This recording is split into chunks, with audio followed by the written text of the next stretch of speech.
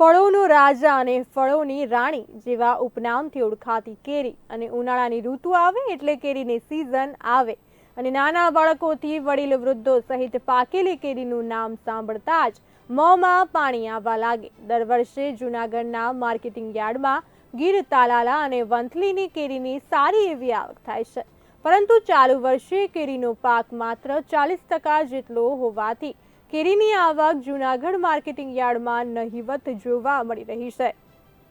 હાલ યાર્ડમાં રોજના 4 થી 5,000 બોક્સની આવક થઈ રહી છે, જે ગયા વર્ષની સરખામણીએ ખૂબ જ ઓછો પાક આવતા વેપારીઓ નિરાશ થયા છે। હાલ રૂપિયા 500 થી લઈને 1200 રૂપિયા સુધી 10 કિલોનું કેરીનું બોક્સ વેચાણ થઈ રહ્યું છે, તો કમોસમી વરસાદ અને માવઠાથી ચાલુ વર્ષે કેરીનો પાક ખૂબ જ નબળો ઉતર્યો છે અને આ વખતે કેરીની આવક 4,000 થી 5,000 બોક્સની છે અને કેરીના ભાવ અત્યારે 500 થી માંડી અને 1200-1300 રૂપિયાનું બોક્સ વેચાય છે 10 કિલોનું।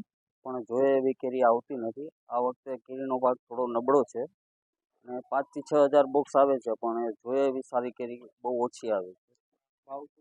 ભાવ વેચાય છે 500 રૂપિયાથી માંડીને 1200-1300 રૂપિયા સુધી। અત્યારે કઈ જાતની કેરી આવે? કેરી અત્યારે કેસર આવે છે, હાફૂસ આવે છે,